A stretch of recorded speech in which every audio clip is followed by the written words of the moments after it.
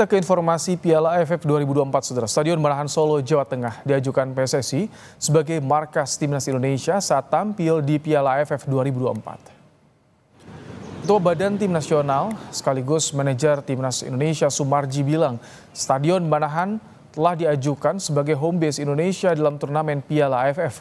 Pengajuan perubahan venue telah dilakukan dan PSSI akan mengumumkan perubahan itu secara resmi.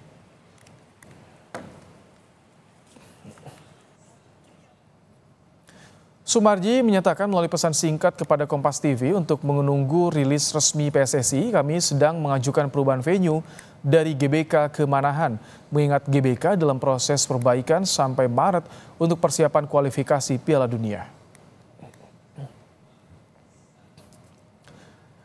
Timnas telah merilis 33 nama untuk mengikuti training camp persiapan ASEAN Cup, termasuk pemain senior yang bermain di liga luar. Meski demikian, pengamat mendorong ASEAN Cup menjadi kesempatan untuk pemain muda dan menjaga regenerasi Timnas Indonesia. Pelatih Timnas Indonesia Sinteyong telah memutuskan pemain yang dipanggil untuk ikut pemusatan latihan sebelum ASEAN Cup 2024. Ketua PSSI Erick Thohir bilang, kompetisi yang mempertemukan 10 negara di ASEAN ini menjadi ajang bagi pemain muda. Namun, keputusan akhir diserahkan pada Sinteyong. Sementara, pengamat sepak bola Anton Sanjoyo mendorong Sinteyong untuk menurunkan pemain muda untuk regenerasi dan memberi kesempatan jam bermain di ajang internasional. Sementara timnas senior harus fokus pada laga lanjutan kualifikasi Piala Dunia. Ya umurnya aja muda, tapi mereka udah senior, udah istimewa gitu loh. Jadi nggak perlu dikasih jam terbang lagi di kelompok yang junior kalau menurut saya ya. Karena biarkan dia konsentrasi untuk Indonesia senior gitu loh. Nggak usah diturunkan lagi di Piala AFF. Dan Indonesia kan memang belum pernah juara lah. Tapi apa kita ini butuh juara di level AFF gitu ya? Menurut saya udah nggak butuh lagi. Indonesia sekarang harus konsentrasi di kualifikasi Piala Dunia. Menurut saya ini ya egonya Sintayong lah ya. Karena kan dia belum pernah meraih juara dalam tanda kutip itu loh. Asisten pelatih Timnas, Nova Arianto juga telah memantau sejumlah pemain yang telah dipilih Sinteyong. Melihat pemain-pemain yang kita persiapkan untuk di AFF ya, karena kebetulan dari Persija, dari Persebaya banyak pemain-pemain yang masuk di pemain yang akan dipanggil sama Coach Sintayong. PSSI telah merilis 33 nama yang dipanggil untuk mengikuti training camp di Bali.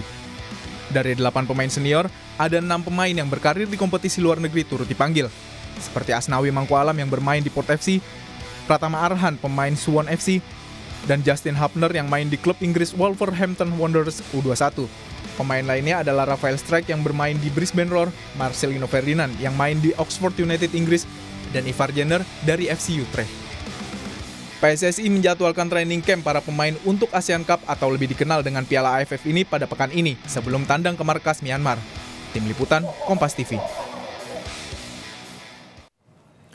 Jelang pemusatan latihan di Bali untuk Piala AFF, kita bahas kans pemain muda yang telah dipilih Coach Sinteyong bersama pengamat sepak bola Gita Suwondo. Selamat petang, Bung Gita. Selamat petang, Ibrahim. Ini pertama bicara soal home base yang diajukan pindah dari GBK ke Manahan Solo. Ini tidak akan mengurangi antusias supporter nantinya, Bung Gita?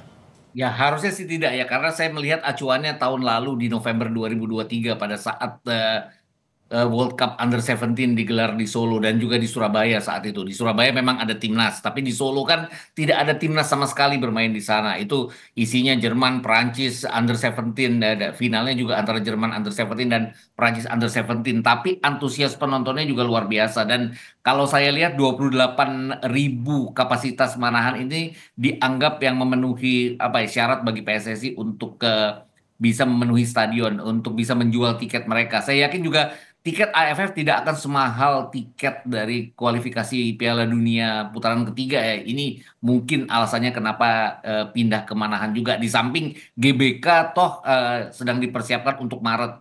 Rumputnya dipersiapkan untuk Maret tahun depan. Tapi ada juga berita yang mengatakan bahwa jika kita lolos ke semifinal dan final, di mana semifinal dan final akan dimainkan home and away, GBK juga akan menjadi salah satu ajang untuk kita menjadi tuan rumah nantinya. Ini di Solo berarti 2 pertandingan di fase grup ya, Bung Gita? Ya, betul.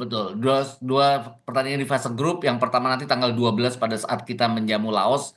Kemudian terakhir yang mungkin penentuan siapa yang lolos ke semifinal pada saat kita menjamu Filipina ya. Ini juga ya lawannya kan Laos dan Vietnam dan Filipina. Tanpa mengurangi arti dari dua negara tersebut, mungkin juga dianggap bahwa ya mau tidak mau harga tiket harus diturunkan dibandingkan dengan pada saat kita menjamu Jepang, Arab Saudi, mungkin nanti Bahrain, mungkin Cina dan sebelumnya pada saat kita menjadi tuan rumah kualifikasi Piala Dunia. Bicara soal rilis pemain dari Timnas, 33 pemain sudah dipanggil. Ini Timnas U22, Bung Gita. Bagaimana tanggapan Anda soal ini? Saya sebenarnya pada saat Under 22 dianggap dipastikan akan menjadi pengisi tim nasional kita agak meragukan juga ya. Kenapa? Meragukannya karena memang kita tidak target seperti yang dikatakan oleh Pak Erick Thohir bahwa kita memberikan yang terbaik. Dia tidak mengatakan bahwa kita harus juara. Tapi kan banyak sekali masyarakat menganggap kita belum pernah juara. Kenapa kita tidak berusaha untuk menjadi juara? Kalau ada yang mengatakan bahwa ya kita toh lolos ke putaran ketiga Piala Dunia, kualifikasi Piala Dunia. Kita sudah 2 kali berturut-turut lolos ke putaran final Piala Asia.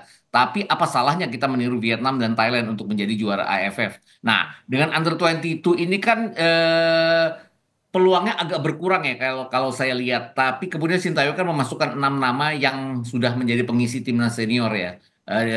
Bahkan dia memasukkan nama Ferrari juga yang sudah berkali-kali walaupun sebagai cadangan mengisi. Ferrari dan Hoki Caraka ya? Ya, Hoki Caraka menjadi pengisi skuad senior. Jadi saya berpendapat bahwa ada kehati-hatian dari Sintayong bahwa dia tidak ingin sampai harus gugur di putaran pertama. Dia ingin setidaknya masuk ke semifinal atau final. Hal-hal seperti itu yang pasti dia perhitungkan kenapa dia memanggil kemudian beberapa pemain senior. Memang tidak ada patokan bahwa AFF harus Under 22 hanya karena sudah dicanangkan oleh Pak Erick bahwa sekarang adalah saatnya Under 22. Jadi semua orang berpendapat bahwa kenapa harus memasukkan senior, tapi itu kan hak pelatih ya, siapapun yang dia ingin masukkan. Gitu. Jadi ini bagaimana nanti pemain muda bisa langsung nyetel dengan pemain yang di timnas senior nih, Bung Gita? Ya, TC pasti akan ada ya yang direncanakan akan di Bali. Tapi mungkin TC ini tidak akan berlaku bagi para pemain senior. Saya nggak yakin bahwa mereka akan dirilis oleh klubnya masing-masing. Karena saya lihat weekend kemarin bahkan nama Marcelino Ferdinand itu masuk di daftar susunan pemain bagi Oxford.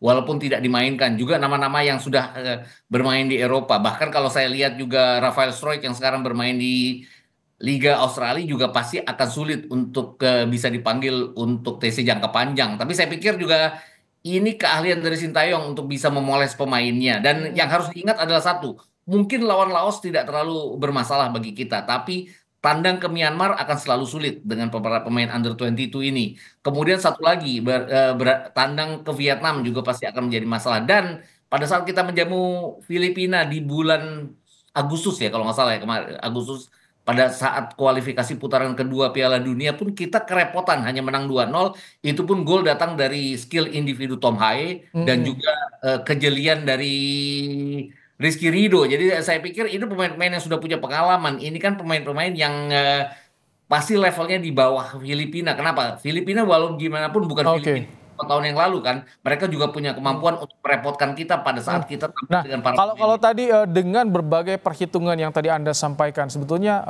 kita prioritasnya mana nih? Regenerasi atau target juara di AFF sebetulnya?